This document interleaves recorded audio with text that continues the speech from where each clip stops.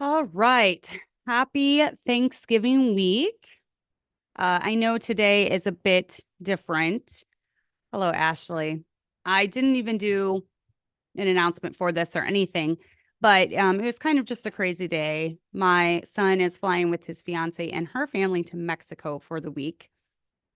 Please, everyone, pray. I have these horrible visions of him getting kidnapped by the cartel because he's his handsome self and he's a handsome American. And he just texted. So, anyways, I dropped him off in Chicago, almost got pancaked to death by a semi on the way back. And so it just readjusted my time for everything. So I thought I'd pop on here really quickly. I'm not going to spend a lot of time on tonight's because most of tonight's is taken. I finally found, I don't know if any of you remembered, in the summer, I went to a ladies' retreat at Kite River Revival Campgrounds. It's a camp, an IFB camp, only 45 minutes from here. And we do a lot of stuff with them. We fellowship with them and everything. And really great people from that church. But anyways, I had gone to a women's retreat. It's one of my favorite ones. And actually it was my first time being able to go, but it was really good. And Mrs. Angel, the reason I made it happen was because many of you know that I love and respect and admire the Angel family. They're from Bourbonnais. Their church is where my son's fiance is from. So obviously I hold them in high regard.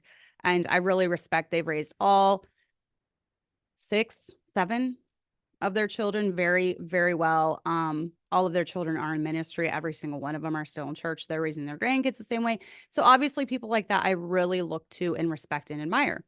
And those are the ones I take advice from. Well, she taught a very, very good lesson on marriage. And I wrote down all the notes. So I'm like, I've got to either have her on, which someday I hope to have her on. I'm hoping the closer we get to the wedding and like the more stuff we do from Bourbonnais around their church, I can like have a chance to ask her on my podcast. I have another one I asked to be on my podcast, but I've not reached out to her just with the craziness of the holidays, Mrs. Epley. But I'm hoping to get her on here eventually too. But I did want to have a weekly live, even if it's not very long tonight. So I figured I'd just pop on here and kind of go over the notes. So the basis of all of this is from Mrs. Joyce Angel. I do believe she has written a book called Letters to Emily with a lot of good advice. It was Emily Hansen. Her husband is Caleb Hansen, who is a pastor in Rochester, Minnesota, I believe. And he actually was very instrumental in help getting our church planted. He was over Reseeding Illinois, a program that sent a lot of manpower to our church, knocked doors, walked miles and miles and miles, sent churches out to help us just canvass all of Sterling and Rock Falls. And they are one of the reasons that we had 100 on our grand opening. So they really helped get a lot of materials into our hands and a lot of manpower. Well, she had become a pastor's wife and she sent a letter to Mrs. Angel and she just had a bunch of questions. And so Mrs. Angel wrote out the answers, but then they were so good, people were Emily, or I don't know who, was encouraging her, please put this in book form because I want everyone to be able to read this. So I believe you can find it on Northwest Bible Baptist website, possibly. They have an online bookstore, but it's called Letters to Emily, Mrs. Joyce Angel. And I have read it. It is a very good little book. It's pretty small because it was answers to a letter from Emily, but lots of good advice. So the basis of this outline is from Mrs. Angel. Now, this was many months ago that she taught this. So obviously I agree with all of her points, but the talking that goes around the points are going to kind of be my words and my observations from being, I'm not an older woman. I only have one married kid, one engaged kid, and one kid in a relationship. All of her children have now been married. So she speaks from a lot more experience than I. I speak from a little bit more experience than some of you. So this is kind of, though, a good lesson for anyone that's about to get married, any girl that's about to go into marriage. And it's just a lot of good points that she made. So her title, and this is I've heard her speak a few times, and this was my favorite topic that she ever spoke on. And it was August 2nd, 2024, from the retreat, the ladies' retreat at Kite River Revival Campgrounds, highly recommend if you are around Illinois. I plan on going next year. Come with me. It's usually the first week in August. It's a Friday afternoon, Friday evening, and then to Saturday about lunchtime, I believe is the time. So come with me. You can come with me and we'll stay together. But she called it marriage from a mother's perspective. And I just really liked the points that she had. So, number one, realize going into marriage that married women must get used to living with a husband. And as all of us know, we are kind of adapting our life around the one that we marry. Now, most of us, if we don't come from a mindset of keeping our own name, most of us willingly take on our husband's name. And I did the same thing. I gave up the name Cutler and I went to McMurtry, which McMurtry is a really cool name. So I totally was on board for that. Um, Obviously, I felt we all feel a tie to our last name, especially if we have a good relationship with our fathers, which I did. I had a very good relationship with my dad. And so, giving up Cutler, it has to be a special man that you're getting ready. But obviously, if all of us are ready to say I do, or we're ready to jump into that, then we don't mind that. So we're taking on our husband's name. Most of the time, we move to where he lives. Now, it's kind of becoming the norm. And I'm not totally against this because my son did this. It's becoming the norm for men to sometimes move to where the girl is from. So my son was from here in Rockville, Sterling, and he moved almost 2.5 hours away to Clinton, where she has a very good relationship. Jenna has a very good relationship with her parents, been in the church her whole life. And my son has seen what's happened before when men uproot their new brides and move them away from their family. And then they have kid, like boom, boom, boom, boom. It's a lot of adjustments in a short amount of time. So Jenna's dad told him, especially if you guys have kids right away, why don't you just be here for a year or so, 6 months, a year, and give me at least that. So Tommy agreed. And, they're still there. They did buy a house. Now, eventually, I don't know, maybe it's in the plan to move back here, but that's what he decided to do. That's kind of becoming the norm. I don't see anything wrong with that, especially as a woman adjusts to marriage. It's a big adjustment, especially if you have kids right out of the gate, which I know a lot of younger couples do. We did. We had a child 9 months to the day. Where we lived, we did live closer to his family, but we were within a half hour of my family. So it wasn't too much of an adjustment. It wasn't that hard for me.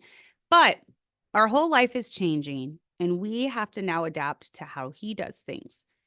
Girls going into marriage, you've got to realize that while you might have a very good relationship with your dad, you trust your dad, you rely on your dad. Your dad can do everything, right? Your dad is Superman. While you have a great relationship, that's going to take a little bit of time to adjust to your husband. It's going to take a little bit of time to learn to trust him and to learn that, he's not going to let you down and everything's me okay. It takes a little bit of time to kind of garnish that trust for your husband. And that's okay. Obviously, marrying him, you love him, right? But a lot of husbands don't automatically have that trust like our dads do because we're going from our dad raising us only knowing our dad and his ways to going to someone completely opposite, maybe in a lot of ways. My husband is opposite of my dad. I feel like my husband is a little bit more fast-paced than my dad was. My dad was a little bit more chill. I mean, my husband's chill in the way that he's like in a good mood all the time and he doesn't have a temper. He's not one to fly off the handle. He doesn't yell, he doesn't scream, he doesn't slam around the house. He's chill in that way. But he's not chill in the fact that I swear the man has ADHD. And he has to constantly be on the move. The man doesn't take a day off. When we go on vacation, it's like go, go, go, go, go all the time. I'm always like, okay, listen, we don't have to rush. Let's just like take our time. Like I have to give him little speeches beforehand. Like, okay, we're not going to rush. Okay. So I swear the man has ADHD. That's just how he's built. Okay. Whatever. My dad was not like that. My dad was like super slow and just like he liked to relax and I'm not saying the man was the hardest worker I've ever seen. My dad was a super hard worker, but he also knew just how to chill totally, like sit there and not do anything. I don't think my husband has ever not done anything while sitting there. He has to be on his phone. He's got ADHD.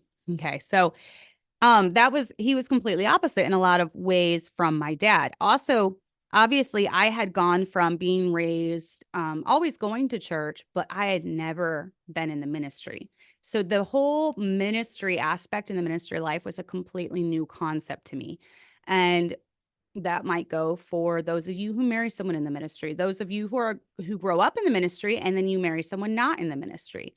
There's a lot of different ways that our husbands are going to do things, how he lives his life. What he did, what he does from day to day. We're adjusting. I remember in the early years of being married, I really had a lot of adjustments to make because I came from the oldest of a semi-large family. There was 5 of us. Um, to suddenly I'm married with no kids and no siblings, and it was weird. So I had a really hard time adjusting because I had always been a late night person, a late night owl. As a teenager, I would stay up till midnight, 1 in the morning, and then I was homeschooled, so my mom would let us sleep 8, 9, whatever.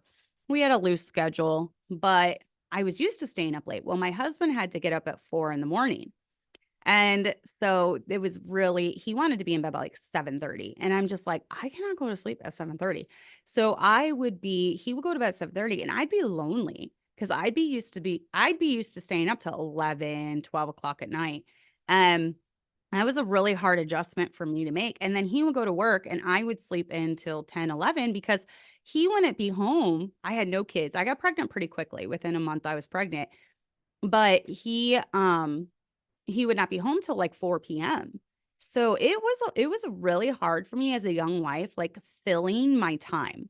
So my suggestion for anyone that's maybe newly married is keep doing like if you were a girl who you had side things, okay? So you were heavily involved in music, you taught music, maybe you work in a daycare, maybe you work teaching music. Keep doing those things. I would encourage you if you stay in the area to continue on doing that until you have kids, until you're no longer able to, because it's actually really hard to fill your days when you don't have much to do. Like we lived in a 1-bedroom duplex that was tiny. I could walk from one side to the other in like, I don't know, 40 steps or something. So we lived in a super tiny house. There wasn't much to do. And I just had a really hard time filling in my time. So that was a huge adjustment. Obviously, that didn't last long because we had a child within 9 months, 9 months to the day. We had Tommy. He was born a month early. 9 months to the day, we had Tommy. And then we had Jason a year later. So my life has been full ever since. Never had a problem filling in the time, but it is quite a big adjustment. Even just his masculinity, especially if at this point, my dad had been gone for a few years. I was 17 when he died. We got married at 20. So, my mom and stepdad had gotten married a year before my husband and I got married. So for a couple of years, we lived without a man in the house. The only man was my younger brother, and he wasn't really even a man. He was still a kid at the time. So that is an adjustment in and of itself, just marrying someone and getting used to their masculinity, right? So, um, and then she told this little story. I don't totally know if I agree with this. Um, yeah, Mrs. Angel's not on here, Amber. I'm not having her on here. I'm just following her outline. I want her to come on the show. I want her to come on the show. But this is just based off of her outline. So, um, but she told this story about when you can't submit, outwit. And she told this story about how I can't remember how it went exactly, but basically her husband really wanted her to go somewhere. I can't remember, like on a trip. And she was kind of like, "Oh, I don't really want to go." And I can't remember if she was like I can't remember the gist of the story, but basically that she figured out or no, she was talking to an older lady And the older lady basically told her, you have to make your husband think it's his idea, because when you can't submit, you outwit him, basically. Kind of like an Inception type thing. I'm not going to like push that, because for me, that's not really my way. I feel like that's a little manipulative. And hey, you know what? It worked for her. She can do that. But for me, I don't know how. I told my husband the story and he was just like, I don't know if that's okay. So I'm not gonna say it was totally manipulative, but that's not my style. I'm more of likely to just be like, babe, I really don't feel like going. Can I please just not go? Basically she ended up going because she figured out it was super important to him. It was the gist of the story. And I'm probably getting two stories mixed up. But for me, I did write that quote down: when you can't submit, outwit. But you take with that what you want. That's not how I work.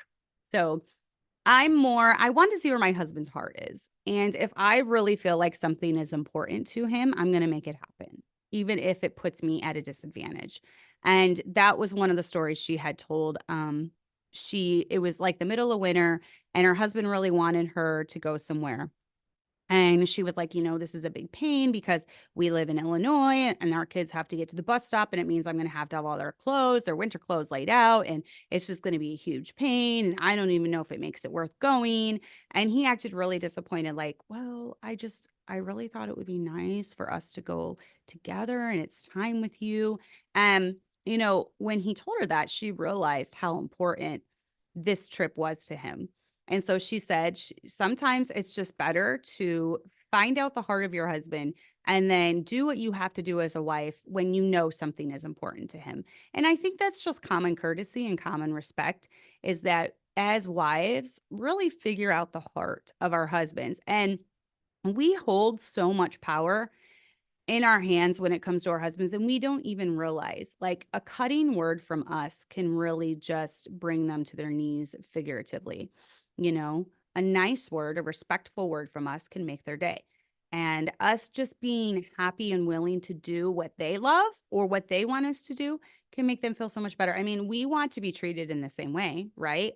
If our husbands are constantly cutting us down and constantly making horrible remarks about us, maybe in front of people or to other people, that's really going to hurt. And we're not going to be able to forget that. So why would we do that to our husbands? So, I really liked that story because she realized that even though it was an inconvenience, and as moms, we know how that is. If we're going on a trip, there's so many things, so many ducks in a row that we have to have happen before we can even pack our bags and go on that trip. It's sometimes a huge pain, but the end result is worth it because that's precious time alone with our husbands, which we need to be working on that relationship first and foremost.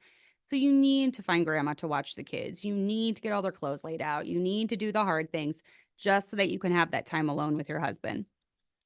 But one of the things that really spoke to me that she talked about was married women must get used to an extended family. And this is the one thing, having my kids get married, that has been kind of a shock to me. And I don't feel enough people talk about this.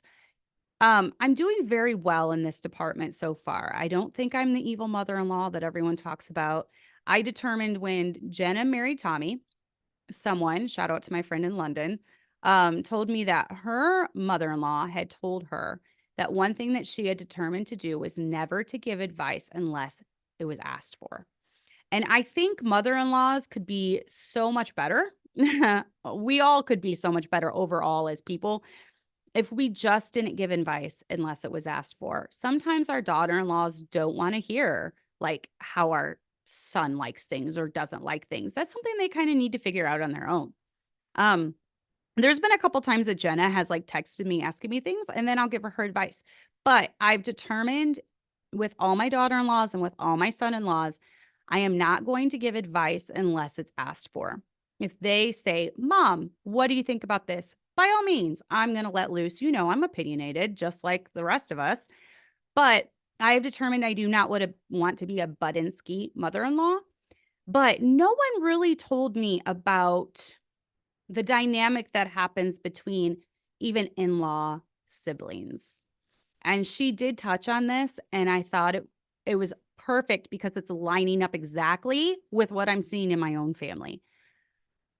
It's very different when you bring in an entirely new person who has been raised differently, been taught differently, had different customs in their home, had different standards in their home, had different traditions in their home. It's very, very different, and it completely changes the family dynamic when you bring them into your home and into your life. And it's okay. There's going to be a few bumps along the road, mainly with your kids, and you have to see it from your kids' point of view. Lana has really struggled with this, but she's 10 years old. Her life from the time 2 years ago has been constantly shifting when it comes to all these new relationships entering into our family. She had a very hard time when Tommy went to college. She had a very hard time when Tommy got married.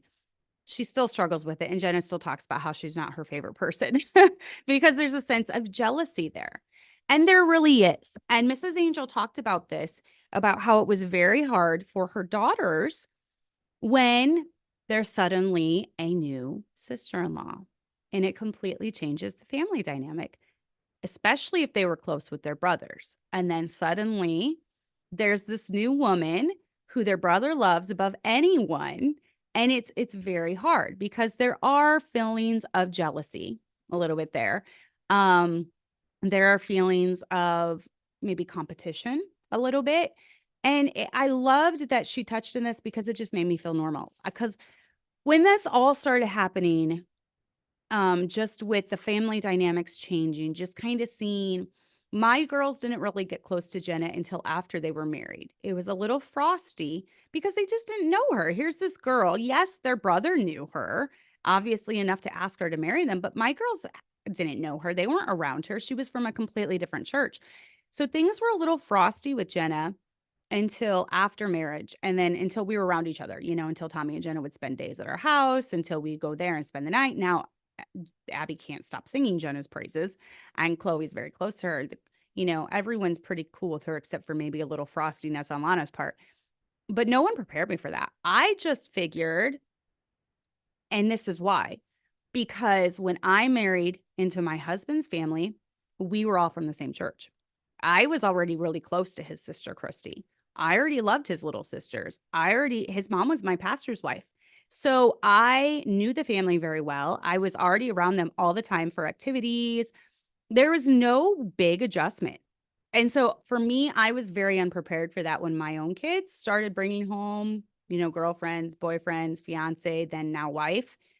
I was very unprepared for just the shift in the family dynamics. So be aware as your kids start getting married, that is going to start happening, especially if it's a girl that they met at college or from another church where they're not involved in your church and your family doesn't know them.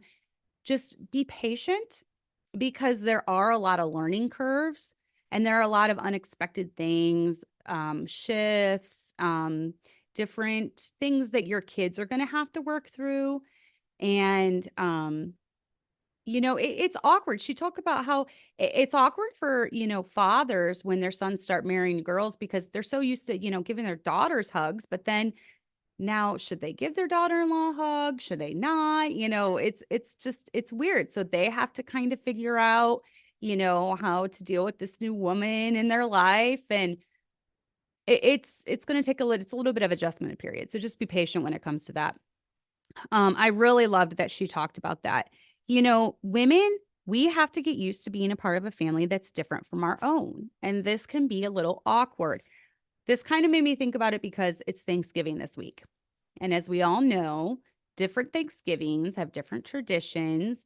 And I think as women, we need to learn to be adaptable. We need to maybe not be so controlling of the narrative, but yet just kind of be more go along. Don't be easily offended, learn to adapt in different situations. And we kind of are the ones that adapt to different things. Now, I'm not saying the husbands don't have to either, because, my husband had to put up with some of our traditions. I remember one time for Christmas, my mom decided to do Mexican. And my husband about had a heart attack. He's like, Christmas, Mexican at Christmas? Like, I love your mom's ham. Why is she not having ham? And I was like, you can deal with it. And so you know what we did? He hates Mexican lasagna because it has lots of melty cheese and cottage cheese. And that's what my mom made for the main meal was Mexican lasagna. I did not throw a fit. It was my mom's home. We were going to Thanksgiving for my mom or Christmas. I think it was Christmas. We were going there for my mom's Christmas. And so I said, we can pick up McDonald's for you on the way. And that's what we did. Everyone was happy. He didn't have to eat cottage cheese Mexican lasagna. And we didn't have to throw a fit. We didn't have to make a scene. It's not all about you. Just be adaptable. You know, realize that every family does things differently and you can adapt. So he ate his McDonald's and he was happy. Women must get used to having a mother-in-law and father-in-law. And I know Liz and I have been trying to come up with a name. Jenna, and if anyone has any ideas, please leave ideas for this, okay? I'm struggling with this. I don't want her to call me mom, okay? I did it eventually. Okay, so this is what happened with my in-laws. We didn't really know it's so awkward when like you get married and you don't know what to call them. And they were my pastor and my pastor's wife, but I didn't want to call her Miss Paula and Brother Tom or pastor. And so we kind of agreed on mom and dad, but that was weird because I have my own mom and dad, you know, and I never really liked that. Well, thankfully we had Tommy very quickly, 9 months. And then when he was a year or two, they had always wanted to be called Mama and Papa. Mama and Papa, like MAW, MAW. Well, he couldn't say that, so he called them Ma and Pa. So that kind of stuck. He was the oldest grandkid. He kind of picked their names that they were. So they're Ma and Pa. That's what I call them now. So that's fine. Ma and Pa, that's great. That's different from my mom and dad. Well, I'm really struggling with like Jenna. I don't think Jenna's ever called me anything, honestly. So if anyone can help out with this, I'm really struggling with Jenna and I'm really struggling with Liz coming up because Liz has just decided to call me Miss Cassie for now or Miss Cassandra or something. I don't know. That's fine. It's not as formal, but it's still a little too formal for my liking. So I need to come up with a name that's like not mom because they both have moms. And I'm not their mom. You know, I'm their mother-in-law. That's different. So I need a name that's not mom, but is not so formal as Miss Cassandra, Miss Cassie or something. So if anyone can help with that, please leave a suggestion. So yes, I would rather be called by my first name than mom. But even, I don't know, I wouldn't have felt right like calling, I think my husband has always just called my mom Deborah. I'm not sure, but I would feel weird calling my mother-in-law Paula. I just don't like that. So now that the grandkids, I always figured maybe the in-law kids could just call me whatever my grandparent name is. So whether that's Nina or Nana or Mama or Papa, or whatever names they call me and my husband, the grandkids do. But we don't have any grandkids yet. So that hasn't been established. So I always figured once that was established, what our grandparent name was, maybe my in-law kids could call me that because that's kind of what we've all done with my in-laws. So if anyone has any, but it is an adjustment, it's an adjustment to go from, most boys have a really good relationship with their moms. And I've always been very happy that my husband has had a very good relationship with his mom. And I'm not jealous of that in any way. His mom, and maybe this helps because his mom and me are completely opposite. We have completely different personalities and he loves his mother for her being his mother. They're very close. And he loves me because I'm his wife and he loves my personality. So there's never been competition. She has literally been the most perfect mother-in-law that anyone could ever ask for. I love her dearly. No mother-in-law jokes from me because she has been amazing. My father-in-law was a little bit more difficult. Him and I actually have kind of similar personalities and we butted heads quite a bit at the beginning. And I think it's because I was so opposite from his own wife. And he didn't quite jive as well with my spunk. And so that was a little bit more of a difficult relationship at the beginning, the first few years. I will say it did not help that my husband was on staff at the church. And for me, the line was like, I don't want you have crossed the line if you try telling me how to parent my children. And that was done a couple times. And that's all water under the bridge. It was dealt with. but it did make it very difficult to navigate those first few years. I will say once we moved here, things got a lot better and things are great. Like I love my father-in-law. We have a great relationship now. But it was tough the first few years to kind of figure out, just the line with respecting him because he was still my pastor at the time too. But then it's really tough when your father-in-law is your pastor, he's also your husband's boss in a way. So that's a very weird tightrope to balance on. And you do have to establish boundaries sometimes, especially when it comes to your kids. You have to establish boundaries, but then how are you respectful while you're establishing those boundaries? So it can be a little hairy to work through at first. So, oh, wow. That's a big name, Julia. I don't even know how you would say that. Apache. I don't even know what I would say that. They don't speak English, so I still don't know what to call them. It's so awkward. So you know what I'm saying? There's so much awkward stuff when it comes to like merging families. Just know that there's going to be awkward moments and just be patient for it. And, my advice is the advice I'm trying to follow. Don't give advice unless it's asked for. Don't butt in when it comes to how they're raising their kids. Your hands off. Your grandma, your grandpa, you're there to enjoy your grandkids. You're not there to tell their parents how to raise them. So you've raised them. They're out of the house. It's on them now. You're just there to enjoy the grandkids. So, oh, Gigi would be cute. That's a cute name. I never even thought about that. So yeah, it's really hard. Remember that when you get married, you're going to have a mother-in-law and father-in-law, and remember that your spouse loves those people, loves your in-laws. They love them very much. And try not to cause any unneeded strife between you and them. You try to get along, basically. Try to be peaceful. So married women must get used to the responsibilities that come with the privilege of being a wife. And it is a privilege. It is a privilege for us to be married. And especially if we have a very godly man, it's a privilege. And, obviously both of us in our relationships, we have the commandments in the Bible, right? And we both have equal commandments. Wives are committed. I cannot talk. Wives are commanded. There we go. Wives are commanded to reverence their husband, to submit to their husband, to obey their husband, to, love their children, and to teach other women to love their husbands and love their children. So husbands are commanded to love their wives as Christ loved the church. And that is a big, tall order. And I was just talking to a friend today, and I feel like that gets overlooked in a lot of Baptist churches. They like to preach a lot of sermons about what women obey your husbands, but they forget the part about husbands love your wives. And they're both equally as important. And I do fear that we become very unbalanced in the Baptist church, especially. We've become very unbalanced, and we like to roar and thunder about how women are supposed to obey their husbands, maybe because of the feminist movement today. I don't know.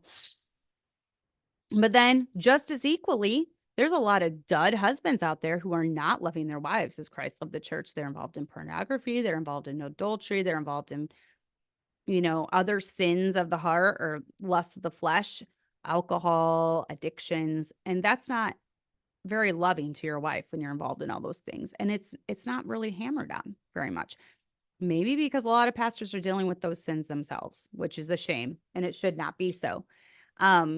But I do feel like it's not a good balance in most Baptist churches, between the two sets of commands. So it is a privilege to being a wife.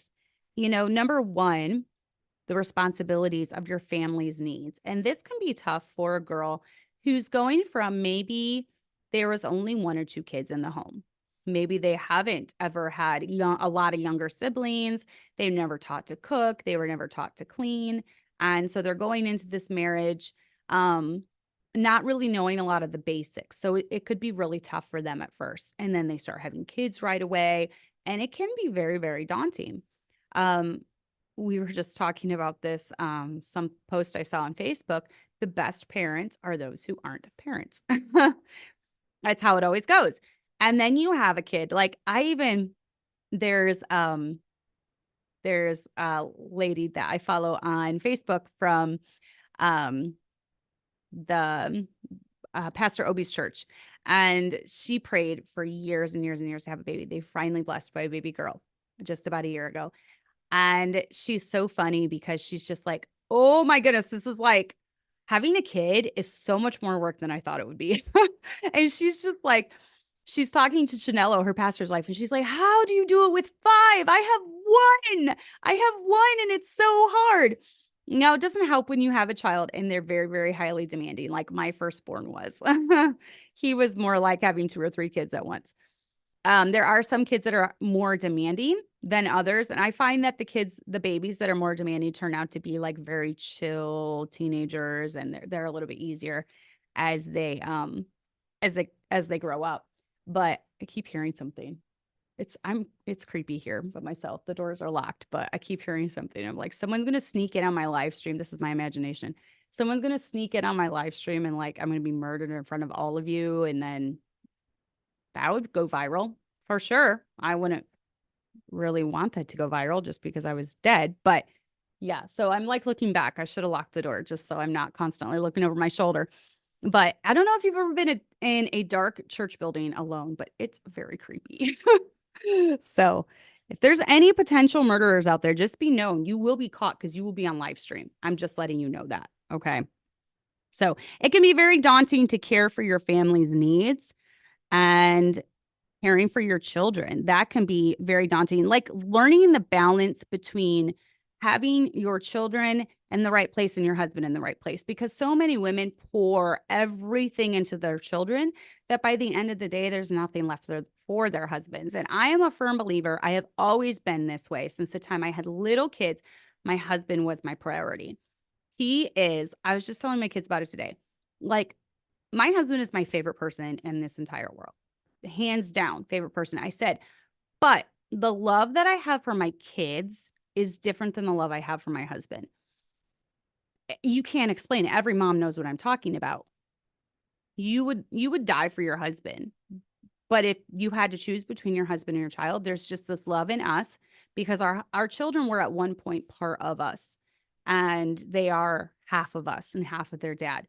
There's such a fierce love there for them. But we have to remember that long after our children are gone, our husband is still going to be there. And because of that, we have to make sure that we keep that relationship priority, because we have to fan the flames of our marriage. We don't want the romance to die out. We don't want to become like roommates, and, we don't want to fall out of love, which I do believe love is a choice.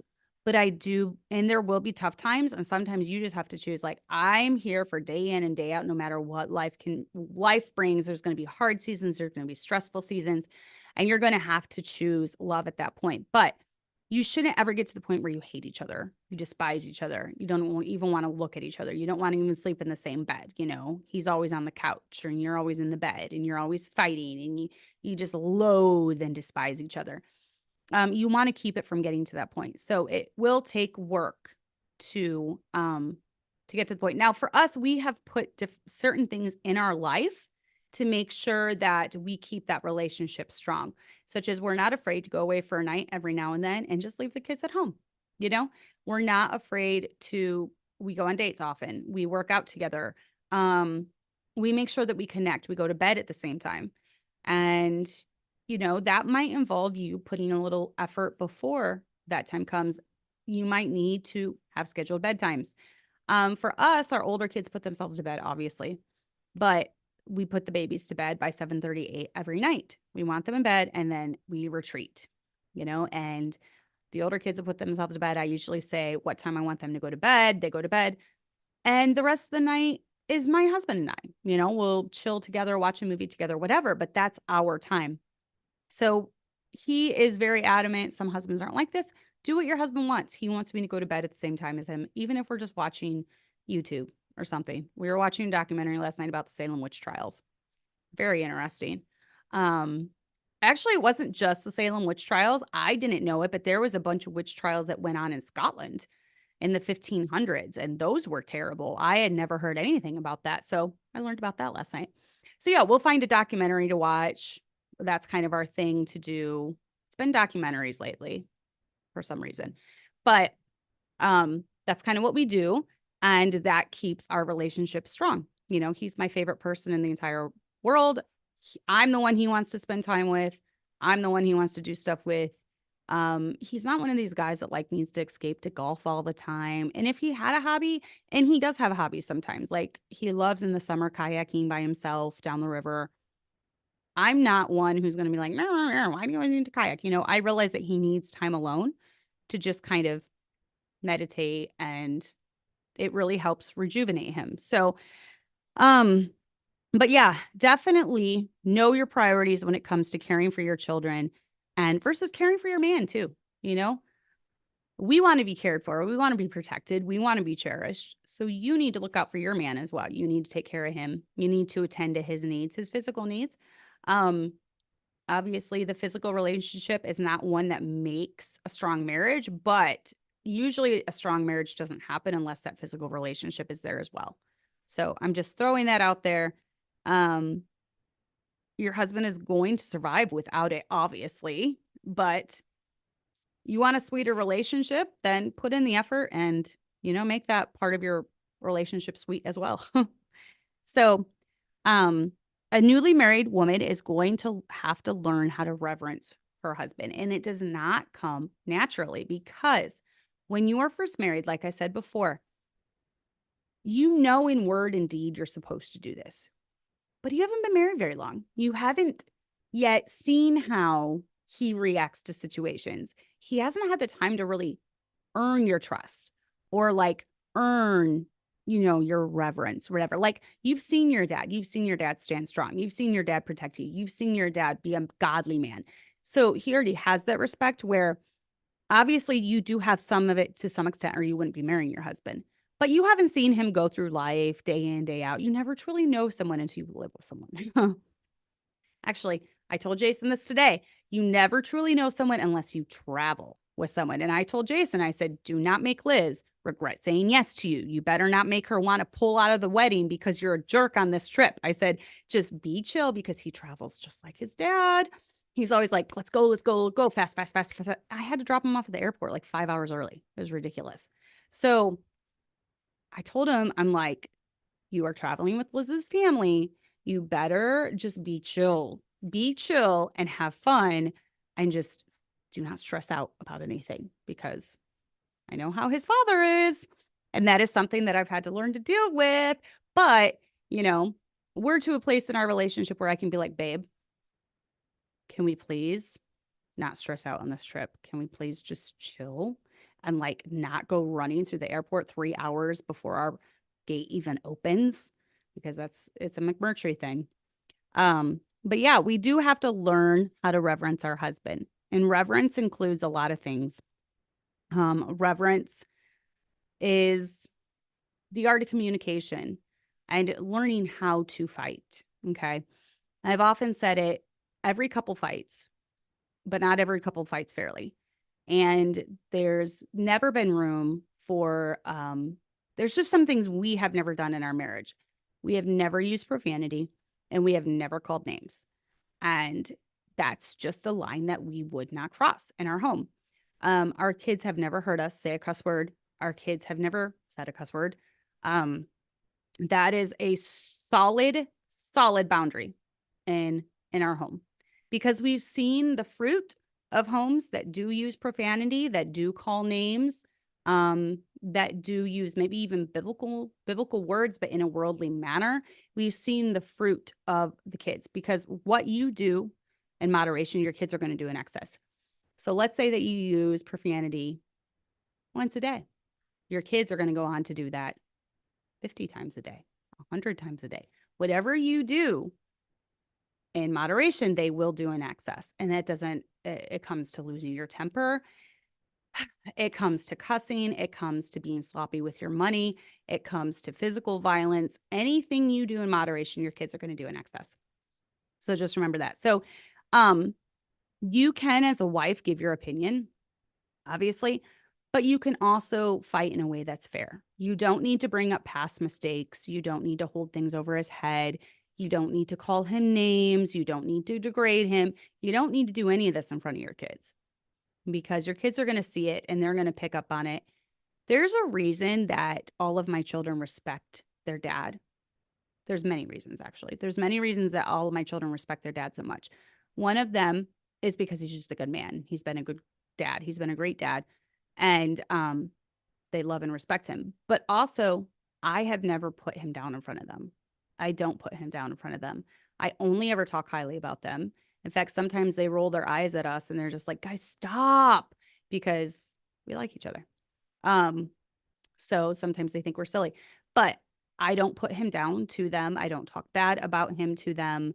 I only ever talk good about him. If I want them to follow his advice, which I think they should, because I think he's earned it and I think he's wise and I think he has great advice to offer, then I need to make sure that I am, first of all, I follow his leadership and I follow his advice. But secondly, I don't run him down to them and I don't make them think less of him because, if we've ever had a disagreement, we try to do it behind there. There have been times we've been traveling. They've seen us, bicker or argue or whatever, and it gets resolved and we fight fairly. We don't call names. We don't use foul language, all that stuff. You can disagree without being disrespectful.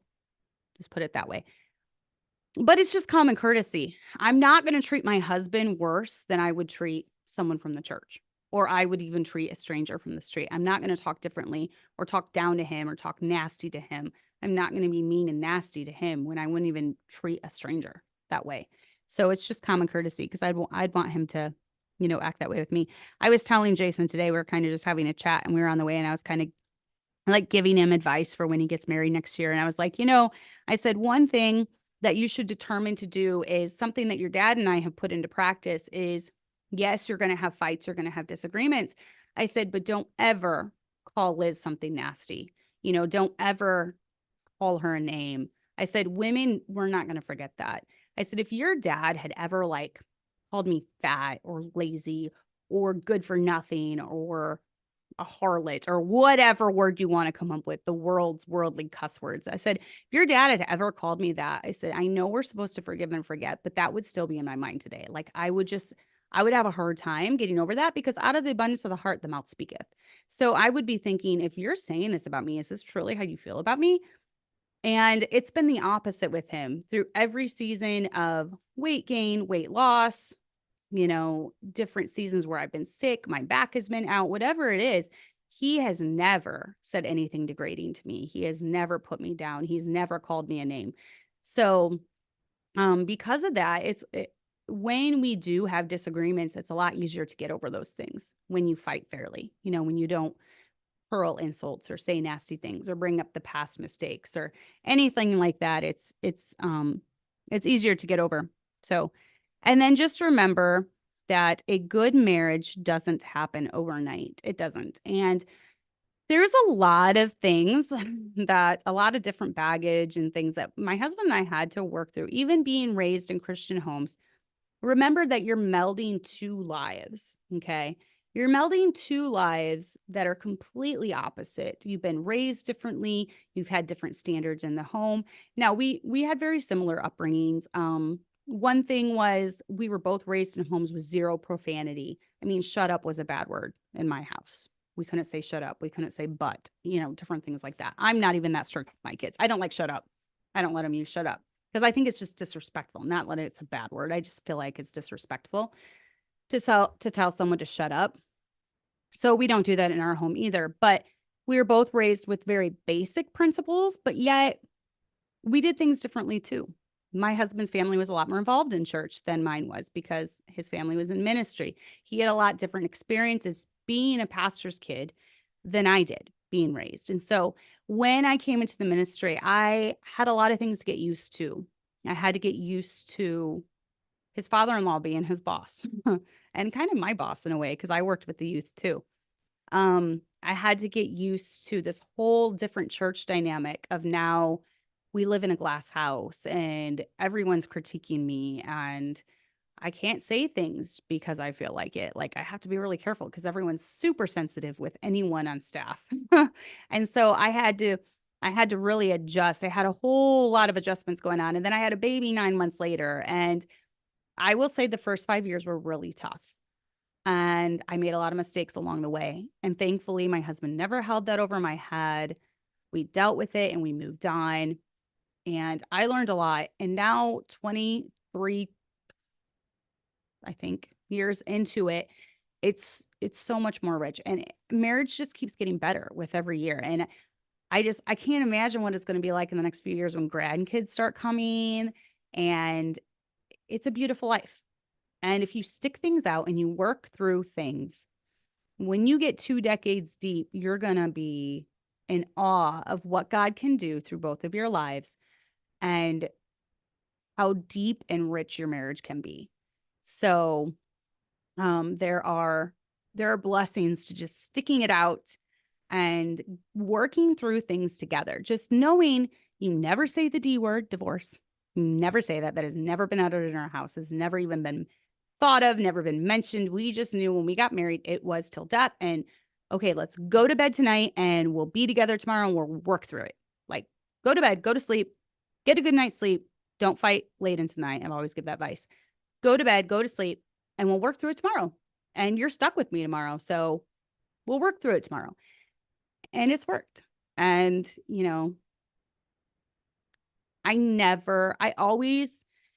I knew my husband was a good man when I married him, and he knew I was godly but you don't really know until you've been married for a while.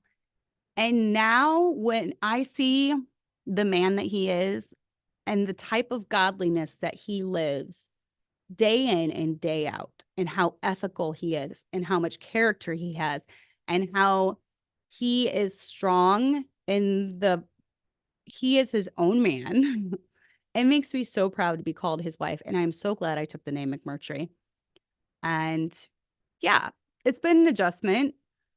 And I think one of the biggest worries I had was always that, like, we would be standing alone and people would be, like, talking about us or smearing our name. And that's happened. And you know what? It's not as bad as I thought. And I'm ready to stand behind him and go to war with him. And because he's earned my trust, and I know he loves the Lord, and I know everything he does is from a place of conviction. And as his wife, that is important to me. If he is truly, I'll say sometimes, is this a battle worth fighting? And he'll say, yes. Yes, it is. We need to stand against this, or we need to do this. And I'll say, okay, I'm there with you. And he knows if everyone in the world turns against him, he knows I've got his back, and he knows our 8 kids have his back. And he knows his church has his back, because he's proven himself to those in his life to be a man of character, to be a man of conviction, to be a man of his word, and to be a man who follows God above everyone else. And so husbands, rise to that for your wives. Be a man of conviction. Be a man that will stand against the world if they're going against the Bible and the Bible to be true. Be a man who will stand alone and be your own man. And it doesn't happen overnight. It's taken years to get to this point. It's taken years of seeing him wrestle with things, and seeing him pray, and seeing him fast, and seeing him in the Bible day in and day out, walking into his office and he's here reading his Bible, walking into our bedroom and he's reading his Bible. It's seeing him have long, hard conversations with people and stand for what he knows is truth. And I didn't come to that place within the first 3 months of marriage. I didn't come to that place within the first few years of marriage. It's after decades where I've seen his consistency, that he has my 100%, 110% loyalty and trust. And as a wife, I do feel that's one of the most important things that we can give to our husbands. And we hold so much power in our hands when it comes to having a happy home, when it comes to having a happy life, when it comes to having a peaceful home, when it comes to having a peaceful marriage, when it comes to having a husband who will die for us, who loves us with every breath in his body. We hold a lot of power. We have the ability to tear our men down or to build our men up. So let's take that very seriously. And we have a lot of responsibility as wives. And one of the best things that we can do is reverence our husbands and stand behind him and be loyal to him, even when no one's around, and especially in front of other people. So that's important to a man. But anyways, I'm going to end with that. Like I said, most of those were my words, but it was built off of her outline. So I can't speak like Mrs. Angel speaks. She has a totally different style than me. Like I said, I'm hoping to one day eventually get her on here. Yeah, let's pray that that can happen in 2025. Okay. 2025, I want to get some other pastors' wives and different things on here. So let's really pray that that can happen. But until we kind of end the year, I might just do those close to me as guests or something. I don't know. The holidays get so busy, so I don't know what's going to go on, but that is it for today. That was following Mrs. Angel's basic outline of marriage from a mother's perspective and different things that she has learned throughout the years. Like I think the thing that resonated the most was me when she was talking about the in-laws and the in-law kids joining the family. That definitely resonated with me because no one prepared me for that. So if you have kids that are getting ready to get married, just beware. There's going to be a lot of bumps in the road and there's going to be a lot of readjustment, but just be patient and, tell your kids we're going to need to work through some things. It's going to be different. It's going to be weird, especially the first few holidays when we have new family members kind of melding with our family, but we all need to be patient. We all need to love each other. We all need to watch our mouths. We all need to be patient with each other. So that is the biggest adjustment for me as I'm having kids starting to get married. So I hope this was a blessing. Leave any comments below. I call my wife Ma and she calls me Pa. That's kind of what I call my in-laws. And then I call my in-laws Mom and Dad. And my husband calls my parents Ma and Poppy. Yeah, I think Liz had told Jason to call her mom. It was like the Spanish word she calls her mom mommy, I think, and puppy or something. But it was some Spanish word, which that's cute, but Jenna's not Spanish, so I don't think it'll work for her. But yeah, I do think it needs to come from out of love. And that's kind of what I'm waiting for. I'm waiting for just a name to kind of emerge that really, I don't know. If you have any suggestions, leave them down below. But I hope you all have a great Thanksgiving. And we will be going to my husband's family this week. And I'm going to miss Jason because he'll be in Mexico. Please pray he doesn't get killed by the cartel. I'm really worried about that. I'm just a mom. I can't help but worry about that. Pray he comes home safe next Monday. Okay. So pray that we don't have to do a ransom deal this week. I'm a little worried because he's going to be in cartel territory. So yeah. Anyways. All right. I hope you all have a great Thanksgiving and we will see you next week.